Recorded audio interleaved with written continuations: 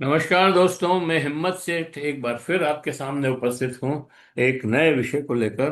दोस्तों, हम महावीर समता संदेश यूट्यूब चैनल से बोल रहे हैं और आपका बहुत बहुत स्वागत है इस यूट्यूब चैनल पर। दोस्तों, ये अपील भी कि अगर आपने अभी तक भी हमारी यूट्यूब चैनल को सब्सक्राइब न किया है, महावीर समता संदेश को, तो सब्सक्राइब कर दें, बेल आइकन दबाना न भूलें। और अगर वीडियो अच्छे लग रहे हैं तो लाइक करें, फॉरवर्ड करें और लोगों को भेजें। और कमेंट बॉक्स में जाएं, कमेंट लिखे, सुझाव दें। आपके कमेंट और सुझाव में और बेहतर करने की ओर अग्रसर करें। दोस्तों, राजस्थान सरकार पे बात करेंगे। और राजस्थान की भजनलाल सरकार जो है, भ्रष्टाचार में आकंठ डूबी हुई लगती है। ऐसी बहुत सारी खबरें राजस्थान के अखबारों में लगातार छप रही है। हमने पहले और ये मतलब राजस्थान की राजनीति में ये सवाल बार बार उठ रहा है। और भजनलाल सरकार भ्रष्टाचार पर नियंत्रण खो चुकी है। आ, हमने पहले भी कई बार बिजली विभाग में और शिक्षा विभाग में और कई जगह जो है भ्रष्टाचार की बातें आपको बताई थी।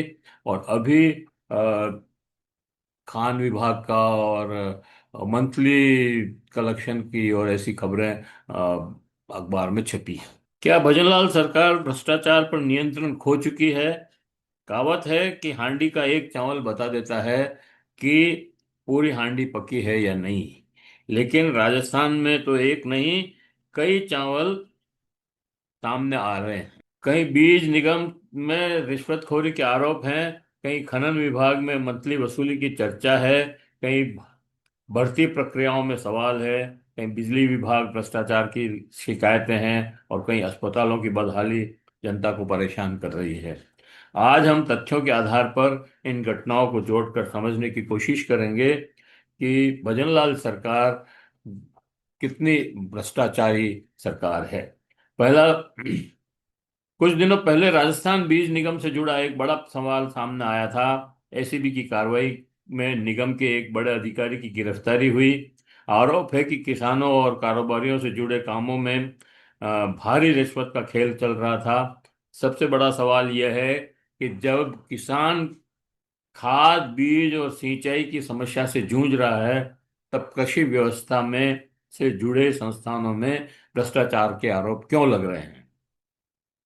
राजस्थान का किसान पहले ही मौसम, कर्ज और लागत के दबाव में है। कई बार आत्महत्या करता है किसान इसी चक्कर के चलते। यदि बीज व्यवस्था के भ्रष्टाचार की गिरफ्त में आ जाए तो नुकसान सीधे किसान का होता है। लेकिन उस नुकसान को न केवल किसान पर, आम जनता भी भुगतती है। क्योंकि उसकी उपज जो है या तो महंगी हो जाएगी, या मिल कम हो जाएगी तो मिल उपज महंगी हो जाएगी। और महंगाई का दंश जो है आम आदमी को भुगतना पड़ता है। खनन विभाग में मंथली वसूली का खेल चल रहा है।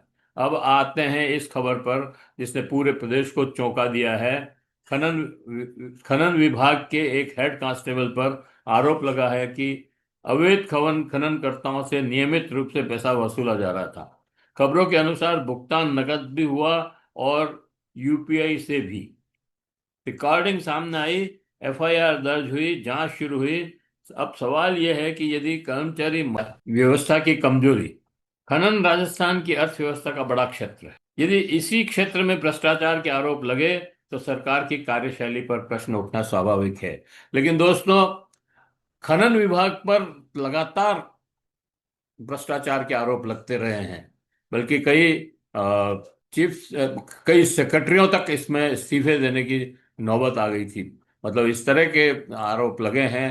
कई कई डिप्टी एडिशनल एडिशनल डायरेक्टर तक गिरफ्तार हुए हैं और उनको सस्पेंड किया गया है। बाद में जो भी हुआ हो पता नहीं, बर्खास्त भी शायद किए हैं। तो खनन विभाग तो हमेशा चर्चा में, भ्रष्टाचार की चर्चा में रहा है। बिजली विभाग की शिकायतें नई नई है। मीटर बिल, कनेक्शन ट्रांसफर और ठेकों को लेकर लगातार सवाल उठते रहे हैं। यहीं तक नहीं, बिजली के उत्पादन में भी जो है बहुत सारे करप्शन है। कोयले का कोयला जो आता है जिससे बिजली उत्पादन होती है, उसमें भयंकर करप्शन है। बिजली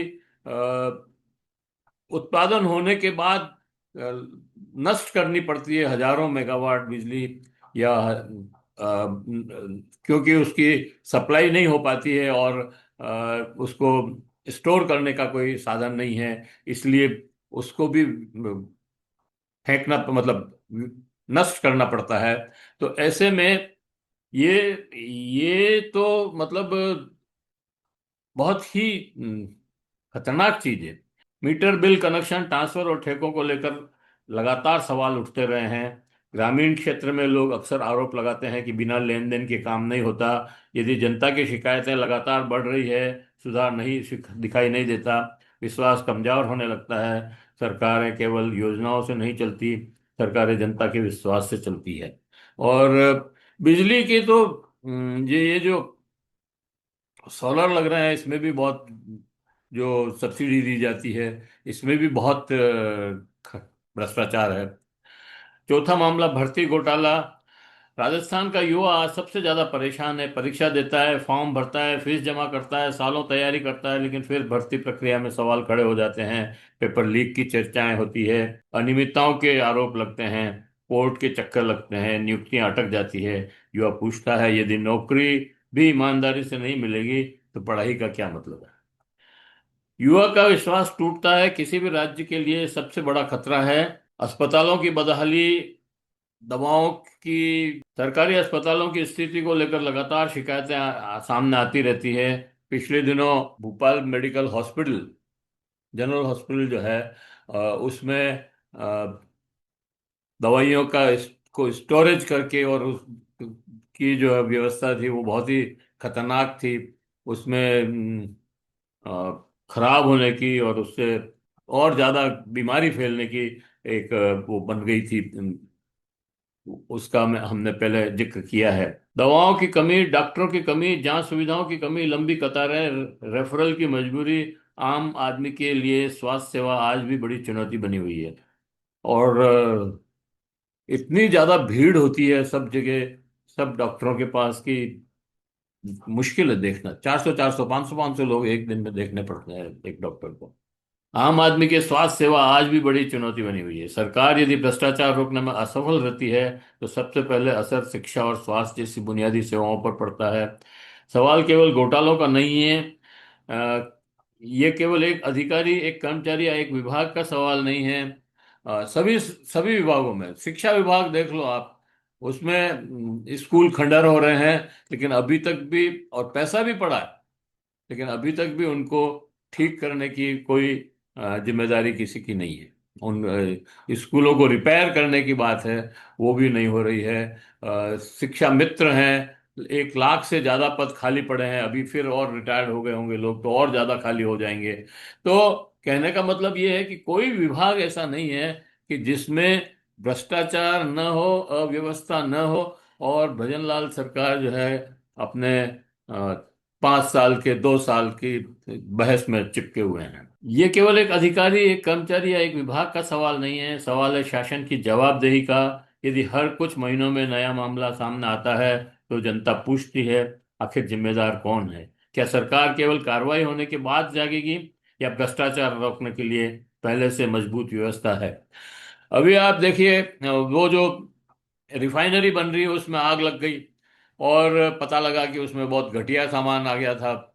कल पुर्जे जो लगाए वो घटिया थे, इसलिए आग लगी। तो हर जगह, मतलब कोई जगह ऐसी नहीं है। और अभी पिछले कुछ समय पहले, 15 दिन 20 दिन पहले, अशोक गहलोत सरकार, खुद अशोक गहलोत जो पूर्व मुख्यमंत्री हैं, उन्होंने ब्रजनलाल के ऊपर बहुत सारे आरोप एक साथ लगाए थे, जिसमें कई जो उत्पादन क्षेत्र हैं वो रुके हुए हैं, और कई जगह, मतलब कई आरोप लगाए थे उन्होंने। विपक्ष लगातार कह रहा है कि राजस्थान में भ्रष्टाचार बढ़ रहा है। विपक्ष का आरोप है कि सरकार बड़े बड़े दावे तो कर रही है, लेकिन जमीन पर हालत अलग है। सरकार इन आरोपों को राजनीतिक बताती है, लेकिन लोकतंत्र में अंतिम फैसला जनता करती है। जनता घटनाओं को देखती है, तुलना करती है, और फिर अपना निर्णय बताती है। हांडी का एक चावल नहीं, कई चावल। हांडी का एक चावल बता देता है कि पूरी हांडी का हाल क्या है। लेकिन राजस्थान में जनता कह रही है कि यहाँ तो एक नहीं, कई चावल दिखाई दे रहे हैं। बीज निगम, खनन विभाग, भर्ती विभाग, बिजली विभाग, शिक्षा विभाग, अस्पतालों की समस्याएं, खाद बीज, जब इतने सारे सवाल एक साथ खड़े हों तो चिंता होना स्वाभाविक है। आप आज जरूरत राजनीतिक बयानबाजी की नहीं है, जरूरत है पारदर्शिता की, जरूरत है जवाबदेही की, जरूरत है व्यवस्थाओं को भ्रष्टाचार से दूर कर प्रभावशाली बनाने की। राजस्थान की जनता चाहती है, क्या सरकार इन मामलों में कुछ व्यक्तियों की गलती बताकर आगे बढ़ जाएगी? क्या फिर भ्रष्टाचार की इन आरोपों पर जांच की लीपापोती करके खत्म कर दिया जाएगा? तो या फिर भ्रष्टाचार की जड़ों तक पहुंचकर व्यवस्था में वास्तविक सुधार करेगी? ये सवाल आज केवल विपक्ष का नहीं है, ये सवाल किसानों का है, ये सवाल युवाओं का है, ये सवाल कर्मचारियों का है, ये सवाल पूरे राजस्थान का है। दोस्तों, ये वीडियो आप देख रहे हैं, ये वीडियो आपको कैसा लगा? अच्छा लगा तो लाइक करें, शेयर करें, चैनल को सब्सक्राइब करना न भूलें। और अगर कमेंट बॉक्स में जाएं, कमेंट लिखे सुझाव दें। आपकी कमेंट और सुझाव हमें और बेहतर करने की ओर अग्रसर करेगा। जय हिंद, जय भारत। मिलते हैं फिर किसी और वीडियो के साथ।